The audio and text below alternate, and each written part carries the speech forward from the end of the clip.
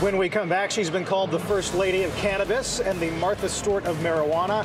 Cheryl Shuman has made a living selling one of the first designer brands of pot. Costs more than $700 an ounce and is wrapped in gold. She's going to join us live when we come back. Our next guest has been taking the marijuana industry by storm. So much so that a recent cover of Adweek has her pegged as the first pot marketer. But the ambitious pot entrepreneur isn't stopping there. She's taking us now behind the scenes of Beverly Hills ultra high life.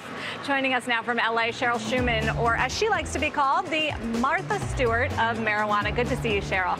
Great to see you. Thanks for having me on. So I'd love to hear a little bit more about the Beverly Hills Cannabis Club, which you run, which seems to defy all of the stereotypes out there about stoners and potheads.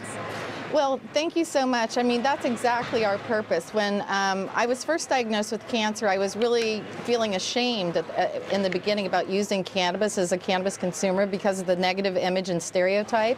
And when I spoke to a lot of my celebrity friends and high-profile friends, we decided to have our own farm together. So we have 68 acres up north, and think of it as a 420-friendly resort that we want to take on a national level. But, you know, the truth of the matter is there are a lot of celebrities and high-profile people who don't want to be assigned to that negative image. So as a branding and PR expert, I decided to rebrand the face of the modern cannabis consumer, make it is what we are today, which is a mixture of cannabis culture and celebrity culture. And if anyone has any doubt, there's no doubt in my mind that cannabis is now mainstream.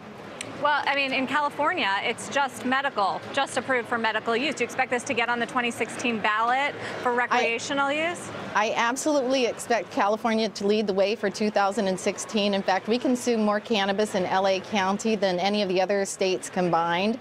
And California leading the nation in that fact will lead an estimated $47 billion industry by 2016. And I'm very proud to announce that I manage a $100 million hedge fund to invest in the cannabis sector, and I'm now doing a 15-city-wide investment tour with Green Rush Financial Seminars, matching up investors to cannabis entities. But how do you do, I mean, do you work with banks? Do you have a banking partner in your business, or is this all cash? Because as we understand it, it's been difficult since marijuana is still illegal at the federal level to get financing, to get help, and to get credit card use.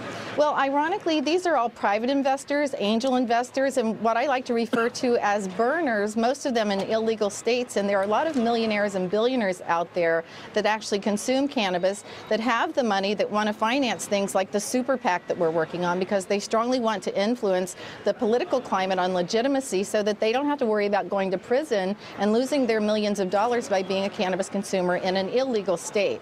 So what we're working for with this super PAC and with this hedge fund and with the financial investors that I'm working with, we want to see cannabis legalized federally by 2016, and I'm very proud to say that I'm the woman that's leading the way, and women are leading the way.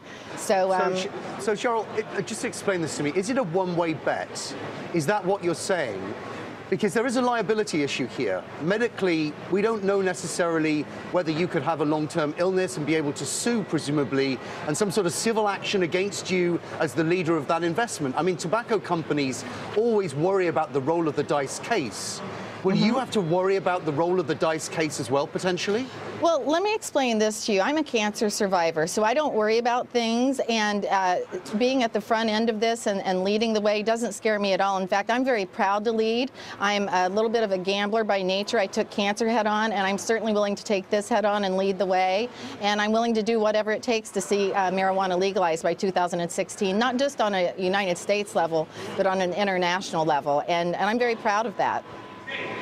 Cheryl, in terms of the price point here, I can understand from a marketing standpoint wanting to go to the high end. We talk about the high end of retail every day. But really, what are people getting for their money at these prices? Unless it's just incredibly potent, you must be taking people to the cleaners. Well, actually, no, not at all. It all depends on how the cannabis is grown, the strains, the breakdown of the chemical compounds. For example, if you're purchasing cannabis in a state where it's grown outdoors, so you don't know for sure if it's clean, if it's it's been tested, you're obviously going to get that at a lower price.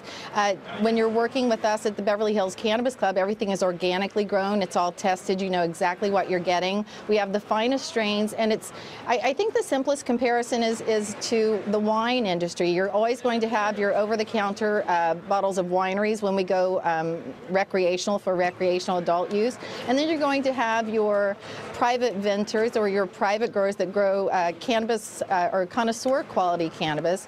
And what we do in our group, like for the Beverly Hills Cannabis Club, we just like a wine person, you would have a sommelier. We have cannabis experts where we do cannabis tastings and we pair the cannabis with the fine dining as well. My vision is to see a private dining facility and a private vaping facility in every major city in this country. Some say the Starbucks of pot, but I like to think of it as a fine dining experience, and also with the 420 resorts. Imagine being able to go to a top-of-the-line resort with the finest cannabis, the finest yoga, meditation, and have a real getaway retreat. Well, it certainly is one vision for the future, Cheryl, and I heard you tell Katie Couric that you can juice it, which I didn't even know. Cheryl Shuman, thank you. We've got to leave it there, but good luck. The Martha Stewart of marijuana.